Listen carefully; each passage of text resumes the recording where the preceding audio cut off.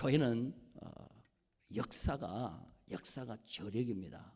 역사가 저력인데 우리는 그것을 잘 활용해서 정말 역사다운 역사, 또한 경력다운 경력을 하나님 앞에 또한 보여드려야 될 줄로 믿습니다.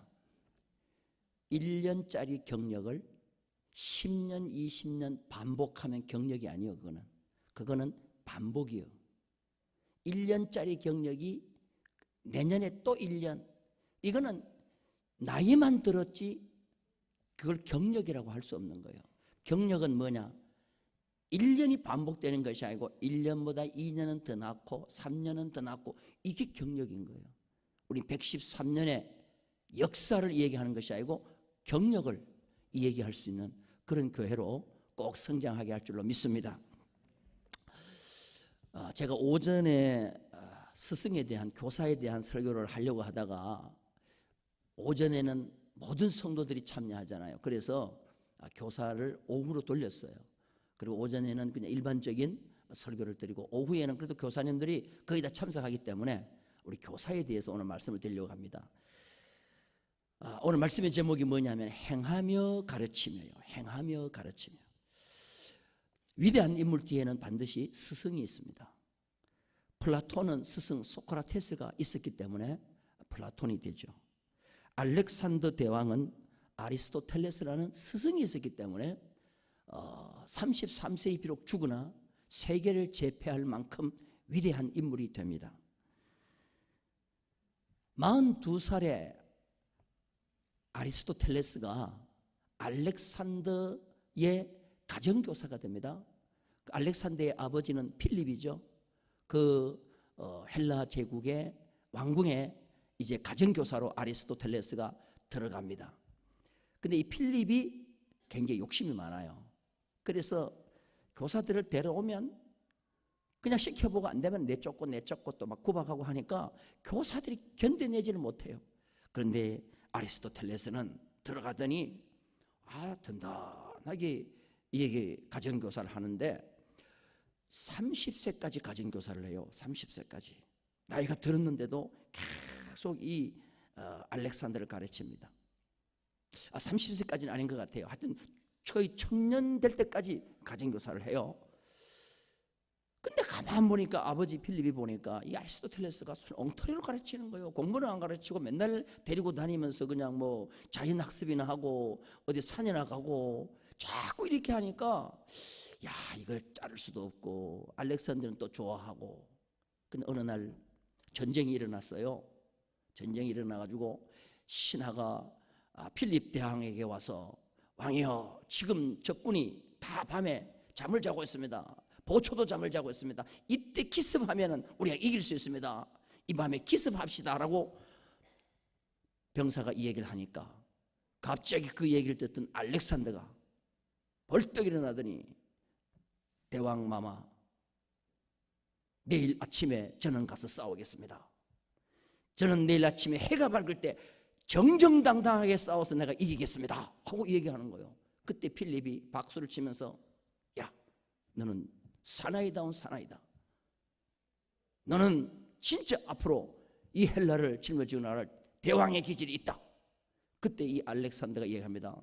대왕마마, 나는 저 아리스토텔레스에게서 이걸 배웠습니다.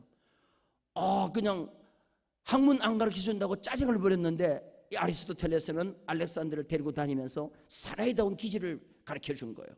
그게 결국은 헬라 제국을 건설하는 알렉산더 대왕이 되는 겁니다. 자, 이 위대한 인물 뒤에는 위대한 스승이 있었다는 거예요.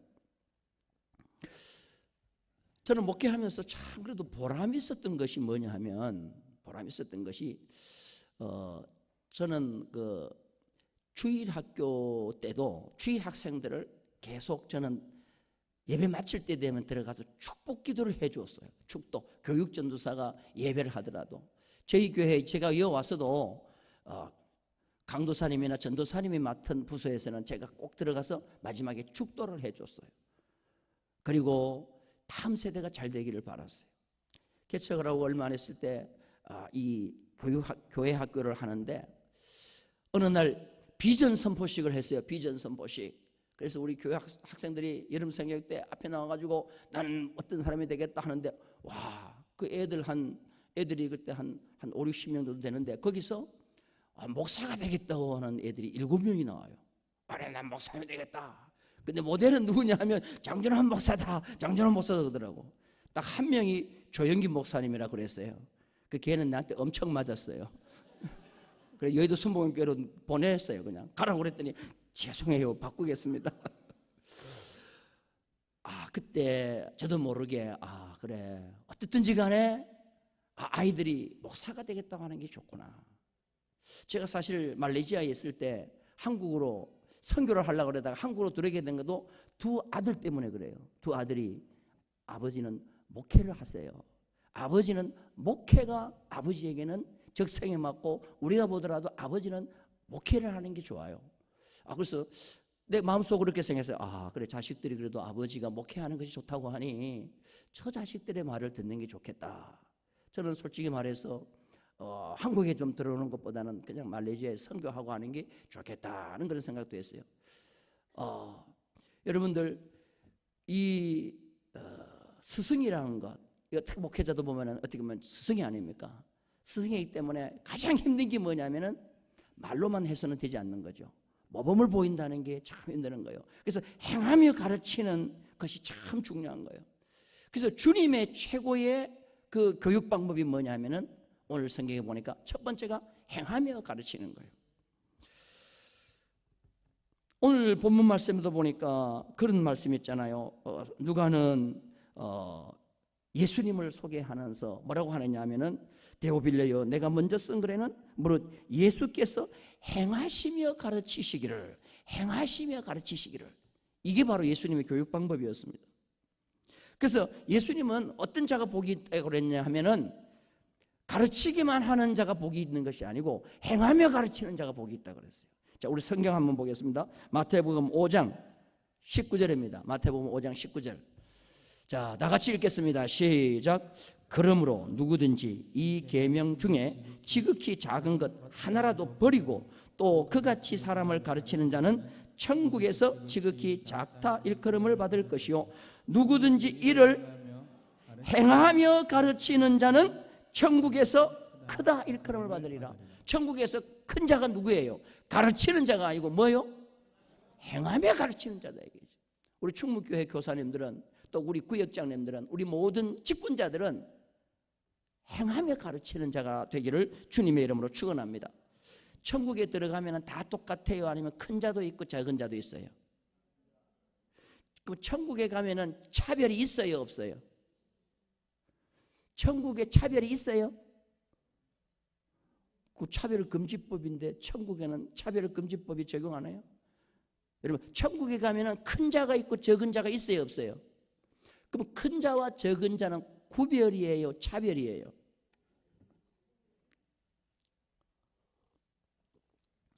큰 자와 적은 자가 구별이에요? 100점과 50점이 구별이에요, 차별이에요?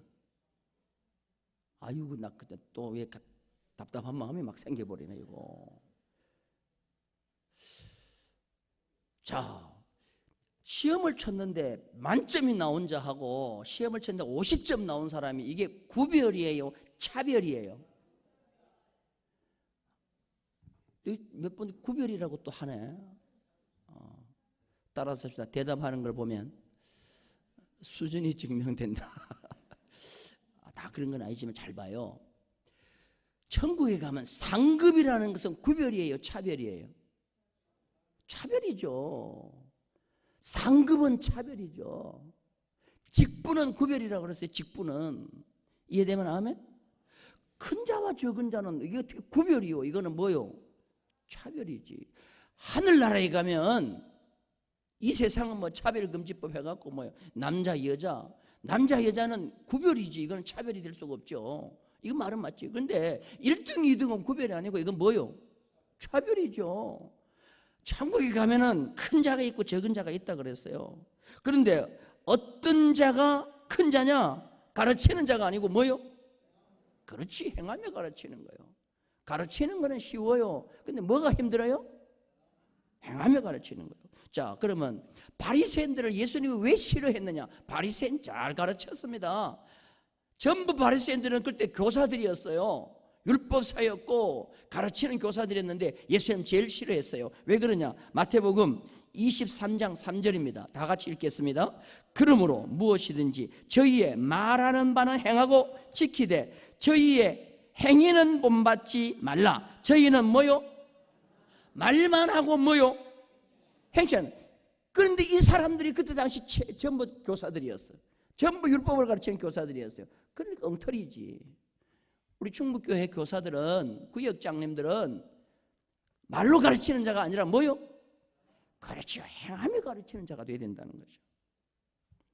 예수님이 그러면 어떻게 행하며 가르쳤는지를 한번 봐야 돼요. 자, 예수님은 누구든지 나를 따라오려거든 십자가 지고 오라 그랬어요? 아니면 던지고 오라 그랬어요? 지고 오라 그랬잖아요. 우리 성경 마태복음 16장 24절입니다. 다 같이 읽겠습니다. 시작. 이에 예수께서 제자들에게 이르시되 아무든지 나를 따라오려거든 자기를 부인하고 자기 십자가를 지고 나를 쫓으라. 십자가 지라 그랬잖아요. 그럼 예수님도 십자가를 져야지. 그러니까 예수님께서 십자가를 지기 위해서 겟세마네 동산에서 얼마나 십자가 지려고 기도합니까? 자, 마태복음 26장 39절 다 같이 읽겠습니다. 시작. 조금 나아가사 얼굴을 땅에 대시고 엎드려 기도하여 가라사대 내 아버지여 만일 할만하시거든 이 잔을 내게서 지나가게 하옵소서. 그러나 나의 원대로 마옵시고 아버지의 뭐요? 원대로 되기를 원하나이다. 그러니까 예수님도 너희들이 십자가 지라 그러놓고는 예수님이 십자가 안 지려고 한 게 아니고 이 십자가를 지기 위해서 내 뜻대로 마옵시고 아버지의 뜻대로 되기를 원한다고 십자가 지기 위해서 간절히 기도하셨잖아요. 누가가 본 예수님은 가르치기만 하신 분이 아니에요. 누가가 본 예수님은 행하며 가르치신 분이에요. 자, 오늘 사도행전 1장 1절 다시 한번 더 읽겠습니다. 시작. 데오빌러여 내가 먼저 쓴 글에는 무릇 예수의 뭐요? 행하시며 가르치시기를 시작하신부터. 예수님의 공생애는 가르치기만 한 것이 아니고 행하면서 가르쳤다는 거예요. 제가 항상 두려운 게 뭐냐 하면 제가 앞에 나와서 설교를 못하면 안 돼요. 내가 설교를 할 때 설교에 막히는 삶을 살면 안 되기 때문에 거기에 대해서는 굉장히 나도 어떻게 해서라도 내 설교가 막히지 않게 하자. 설교가 막히지 않게 하자. 양심에 내가 지금 이 설교를 하면서 이렇게 살면은 이거는 내가 양심이 막히는데 이런 때가 있단 말이에요. 그게 굉장히 가르치는 자로서는 굉장히 마음에 큰 부담이에요. 그래서 어쨌든지 간에 행하면서 가르치자 하는 것입니다. 자, 그 다음에 누가복음 24장 19절 한번 볼까요? 누가는 이렇게 기록하고 있습니다. 다 같이 읽겠습니다. 가라사대 무슨 일이뇨? 가로대 나사렛 예수의 일이니 그는 하나님과 모든 백성 앞에서 말과 일에 능하신 선지자다. 말만 능한 자였어요? 아니면 일도 능한 자였어요? 일도 능한 자라는 거예요. 여러분들 교인들 가운데 그런 소리 들리죠? 아이고 저분은 말만 잘해. 이거 안 된다는 거예요. 그래서 말과 일에 능하다 그랬는데 그 일이 뭐냐 하면은 영어로 deed라는 말이에요. deed는 뭐냐 하면은 행위. 그 다음에 공적 이걸 말하는데 항상 가르치는 말대로 그 행위가 뒤따라갔다는 거예요. 오늘 이 모습이 우리의 모습이 되어야 될 줄로 믿습니다.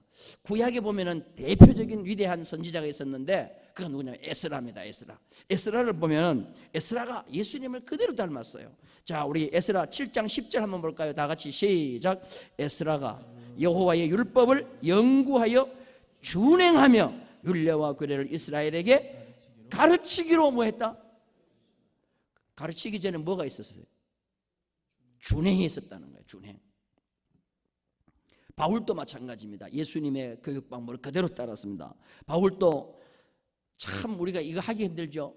내가 원수 갚는 것, 내가 친히 원수 갚는 것 이거 하지 말라 그랬어요. 바울이. 자, 로마서 12장 19절 다 같이 읽겠습니다. 내 사랑하는 자들아 너희가 친히 원수를 갚지 말고 진노하심에 맡기라. 기록되었으되 원수 갚는 것이 내게 있으니 내가 갚으리라고 주께서.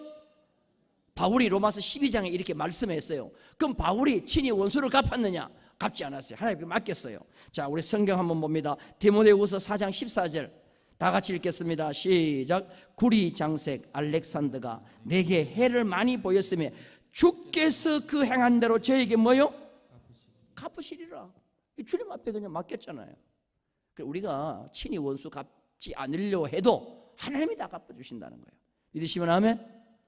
그 다음에 바울은 선한 싸움을 싸우라고 그렇게 말씀하셨어요. 싸울 때 선한 싸움을 싸우라. 악한 싸움 싸우지 말고. 자, 우리 한번 성경 볼까요? 디모데전서 6장 12절 다 같이 읽겠습니다. 시작. 믿음의 선한 싸움을 싸우라. 영생을 취하라. 이를 위하여 내가 부르심을 입었고 많은 증인 앞에서 선한 증거를 증하였다. 자, 믿음의 선한 싸움을 싸우라 그랬죠. 그러면 사도 바울이 과연 믿음의 선한 싸움을 싸웠느냐? 자, 디모데후서 4장 7절입니다. 다 같이 자 읽겠습니다. 시작. 내가 선한 싸움을 싸우고 나의 달려갈 길을 마치고 믿음을 지켰으니. 자, 여러분 이게 바로 뭐냐 하면 바울의 교육 방법인데 예수님의 교육 방법을 그대로 닮았습니다. 예수님의 교육 방법은 뭐냐? 친히 모범을 보이는 그런 교육 방법이었습니다. 우리 충무교회 교사님들은 다 이런 교육 방법을 그대로 적용하는 우리 교사들이 되기를 주님의 이름으로 축원합니다. 현대인의 병 가운데 모르면서 배우지 않는 병, 그 다음에 알면서 가르치지 않는 병, 가르치면서 행하지 않는 병, 이게 3대 병이래요. 이 병을 우리가 고쳐야 될 줄로 믿습니다. 특별히 이 교회 학교 교사는 세상의 교사보다도 더 중요합니다. 왜냐하면 영혼을 책임지기 때문에 그렇습니다. 우리의 어린 자녀들의 영혼을 책임지기 때문에. 그 영혼을 책임지는 교사는 절대로 어린 아이들을 실족해 해서는 안 됩니다. 내 눈에 굉장히 보기 안 좋고 하더라도 절대로 실족해 해서는 안 돼요. 저는 이거 본인한테 직접 듣지는 않았지만 그분이 계시는 장로님으로 계시는 그 교회 부교육자 했던 제 친구한테 들었어요. 박정희 대통령이 초등학교 6학년 때까지 교회를 잘 다녔는데 6학년 때 잠시 쉬었다가 성탄절 때 나갔대요. 그러니까 사탕을 다 나눠주면서 박정희 대통령 앞에서 사탕을 안 주더라는 거야. 그래서 뭐라고 했냐? 너 사탕 받으려고 교회 왔지. 그러니까 얘가 그냥 얘란다. 박정희 대통령이 화가 나가지고 막 그러니까 사탕을 그냥 집어 던지고 갔는데 그때부터 교회를 안 나왔다는 거예요. 이게 바로 실족해 하는 일이란 말이에요. 실족해 하는 일. 여러분 질문 하나 던져볼게요. 가는 죄가 더 커요? 사람을 실족시키는 죄가 더 커요? 아이고 그렇게 잘하세요? 가는 죄가 더 크지 않아요? 여러분 보세요. 가는 죄를 하다가 현장에 붙들려 온 자에게 예수님 앞에 끌려왔을 때 예수님이 누구든지 죄 있는 사람을 돌로 치라 그랬죠. 그런데 아무도 돌을 치지 않고 다 가니까 나도 너를 정죄하지 않는다 그랬죠. 그런데 어린 소자 하나를 실족해 하는 사람은 어떻게 하라 그랬어요? 그냥 바다에 빠뜨리면 살 가능성이 있으니까 아예 살지 못하도록 목에다가 뭘 매요? 연자 맷돌을 아예 목에 메고 던지라 그랬죠. 굉장히 이걸 볼 때 사람을 실족시키는 일이 그렇게 중요하다는 거예요. 그러니까 여러분들 이런 소리 들으면 안 돼요. 나는 누구 때문에 교회 나가기 싫어 소리 들으면 안 돼요. 이게 바로 남을 실족시키는 일이에요. 나는 누구를 보면 하나님이 보이는 것 같아. 이 소리를 들어야 돼. 믿으시면 아멘? 사람 실족시키는 게 다른 게 아니에요. 그 사람 때문에 교회 안 나온다는 거예요.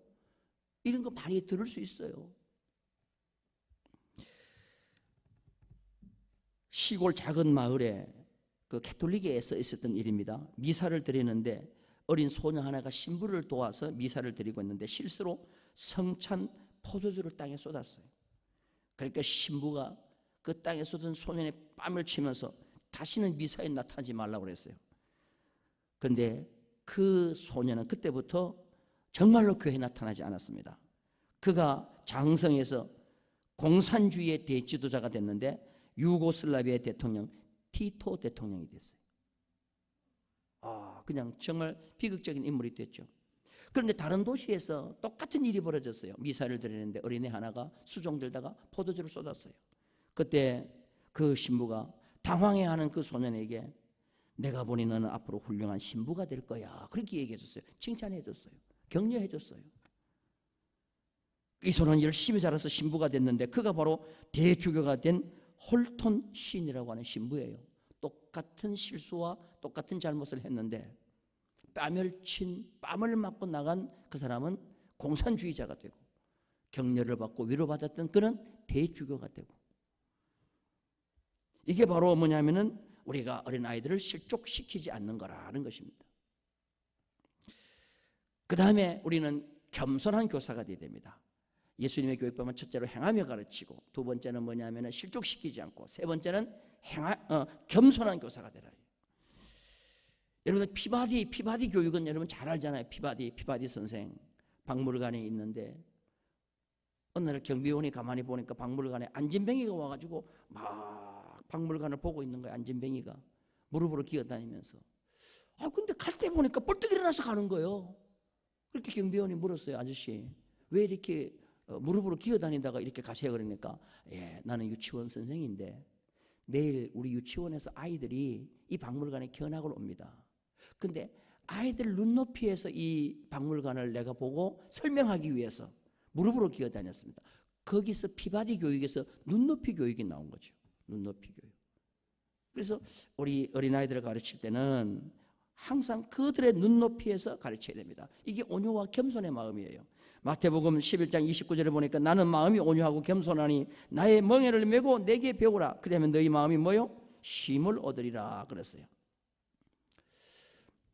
예수님이 베드로를 아주 칭찬한 적이 있습니다. 베드로를 아주 칭찬한 적이 어디냐 하면 베드로가 정답을 얘기했을 때예요. 마태복음 16장에 보면 베드로가 예수님에게 이런 질문을 받습니다. 너희는 나를 누구라고 하느냐? 그럴 때 베드로가 주는 그리스도시요 살아계신 하나님의 아들이라 그래요. 그때 베드로야 네가 복이 있다고 하지 않고 바요나 시모나 네가 복이 있다 그래요. 바요나 시모나. 이건 이름 앞에 바요나, 바는 아들이라는 말이죠. 요나의 아들 시몬이라는 말이죠. 그래서 사람 이름 앞에 아버지 이름을 붙이는 것은 극존칭이에요. 극존칭. 야, 네가 정말로 멋있는 대답을 해줬다. 바요나 시몬아 네가 복이 있다 그랬어요. 그런데 이 똑같은 말을 바요나 시몬을 똑같이 쓴 데가 어디냐 하면은 사명을 잊어버리고 요한복음 21장에 보면은 게네사렛 바다에 가가지고 사명을 잊어버리고 밤새도록 물고기 잡는 베드로를 찾아가가지고 실패한 베드로, 사명을 잃어버린 베드로를 찾아가가지고 주님께서 그 베드로를 향하여 뭐라고 하느냐? 바요나 시모나, 요한의 아들 시모나, 네가 나를 사랑하느냐 물어요. 여러분 극존칭을 거기도 쓰는 거예요. 여러분 이거 대단하지 않아요? 그거 가지고 이놈아 반때기 때리면서 네가 어떻게 옛날에 그렇게 호언장담하다가 지금 여기서 고기를 잡고 있어 예의 못쓸럼 그럴 텐데 아니에요. 바요나 시모나 네가 사랑하느냐 그러니까 이 대답을 못하는 거예요. 아이고 내가 지금 사명을 잃어버리고 여호와 물고기 잡는데 나보고 극존칭을 쓰면서 요한의 아들 시모나 대답을 못하는 거죠. 이게 예수님의 어떻게 보면 눈높이 교육이라는 거예요. 정말 우리가 어린 아이들을 가르치거나 신앙의 연륜이 낮은 사람을 가르칠 때 보면요 실망시키는 것이 한두 개가 아니에요. 그런데 절대로 그때 욕을 하거나 그들을 추궁하거나 그렇게 하면 안 되는 거예요. 그래도 극존칭을 써줘야 돼요. 아이고 자매님 오셨습니까? 아이고 성도님 오셨습니까? 미운 애한테 떡을 뭐 줘요? 미운 애한테 어떻게 해요? 떡 더 주잖아요. 그런 식으로 오늘같이 떡 나눠줄 때 내 것까지 줘가지고 이것까지 가져가라고. 그러면 대답을 못해요 그들이. 이게 바로 뭐냐면 예수님의 가르치시는 방법이에요. 여러분 겸손한 그런 가르침, 이것이 우리에게 필요할 줄 믿습니다. 절대로 그만하면 되잖아요. 제가 아주 감동적인 간증을 하나 듣고 참 이거 잊어버릴 수가 없어서 여러분들에게 한 말씀을 드리겠습니다. 어느 날 운전을 하면서 기독교 방송을 들었는데 중간쯤부터 내가 간증을 들었어요. 근데 그분이 어느 대학교 교수인지 어떤지는 몰라요. 근데 중간쯤 들었는데 권사님 나오셔가지고 자기 이제 같이 간증을 하는데, 권사님 남편이 대학교 교수입니다. 근데 평생 그 소원이 뭐냐면 그 남편을 교회에 데리고 오는 거예요. 기도하고 드디어 교회에 나왔어요. 그래서 세례를 받고 이 대학 교수님이 서리 집사가 됐어요. 뭐 그리 큰 교회는 아닙니다.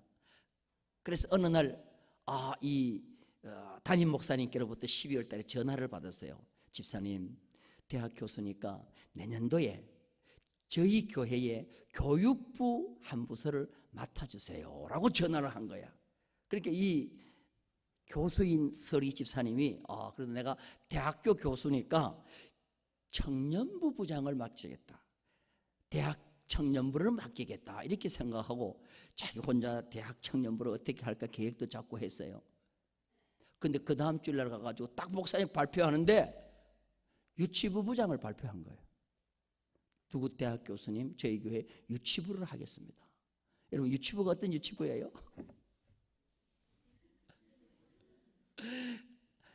와, 이 대학 교수가 이걸 어떻게 해요?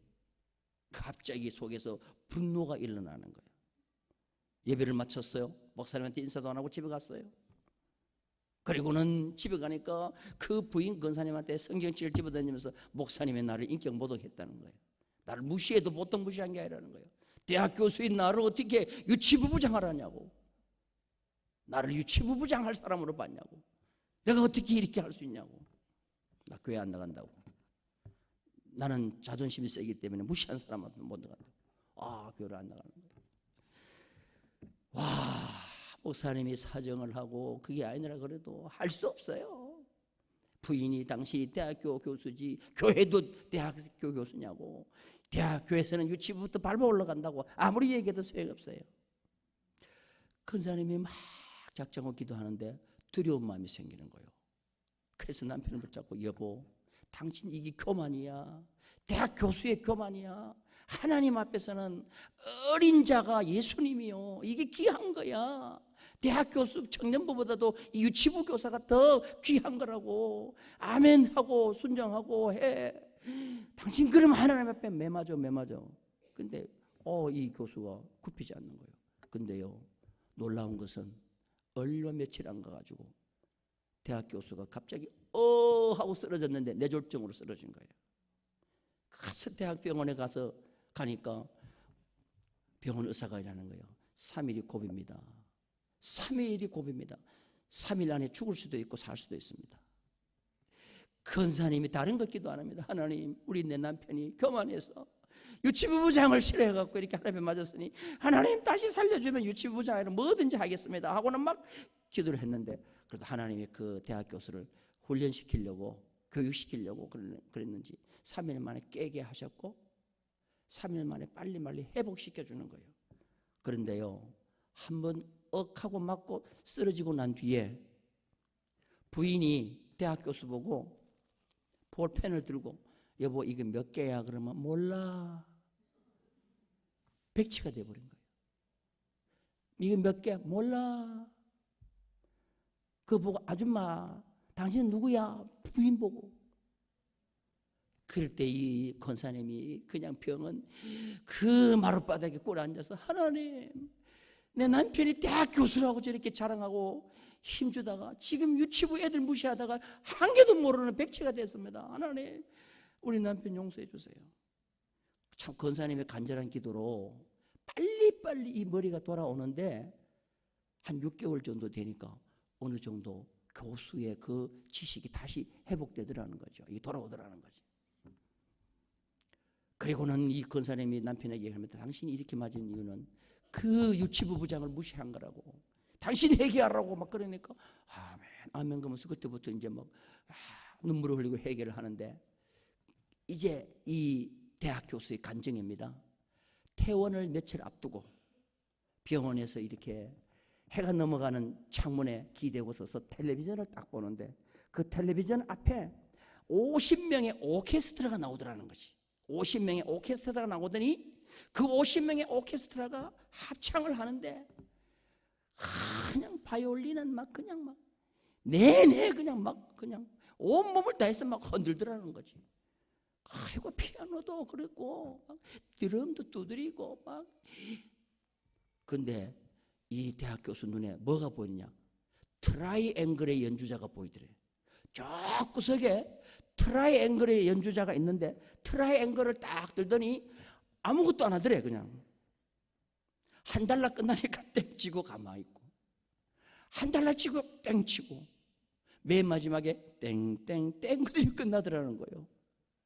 그런데 놀라운 것은 모든 객석에 그 관람객들이 다 일어나더니 50명의 그 오케스트라에게 다 박수를 보내더라는 거야. 다 박수를 보내면서 한 명도 트라이앵글 당신은 빠지셔, 당신은 박수 받을 자격 없다고 하는 사람 한 명도 없더라는 거야. 그때 자기가 은혜를 받은 거야. 그 자리에서 무릎을 꿇고 하나님, 나는 트라이앵글의 연주자입니다. 나에게 트라이앵글의 연주를 맡기더라도 나는 그거 감사하면서 충성하겠습니다. 하늘나라에 가면은 비록 적은 걸지라도 열심히만 감당하면 하나님은 똑같은 상급을 내게 주신다. 그 믿음이 그때 생기게 된 거예요. 그래가지고 그냥 그 병원 바닥에서 꿇어앉아서 회개하고 하나님이 다시 머리를 회복시켜줘가지고 대학 강단에 서서 열심히 대학 강사도 하면서 교회에서 유치부 부장을 맡아가지고 유치부를 대부흥시키고 그 교회에 훌륭한 장로님이 되고, 할렐루야. 여러분 따라서 합시다. 나에게도 뭘 맡기더라도 트라이앵글의 연주를 맡기더라도 나는 그 너무너무 도전을 받았어요. 여러분, 우리가 하나님의 몸된 교회에 꼭 높은 청년대학부 부장만 영광을 받고 유치부 부장은 아닙니까? 아니다 이거죠. 비록 이 성전에서 성전 마당을 쓰는 직분을 내게 맡기더라도 내가 최선을 다해서 감당하면 하늘에 가면 뭐요? 귀한 것 맡은 상급과 동일하게 우리에게 주실 줄로 믿습니다. 무엇을 맡느냐가 중요한 것이 아니고 내가 어떻게 그것을 감당하느냐가 중요하다는 거죠. 절대로 우리 어린 생명 무시하지 말고 정말 주님을 섬기고 대우하듯이 그들을 정말 잘 가르쳐서 하나님 앞에 섰을 때 큰 상급 받는 우리 모두가 되기를 주님의 이름으로 축원합니다.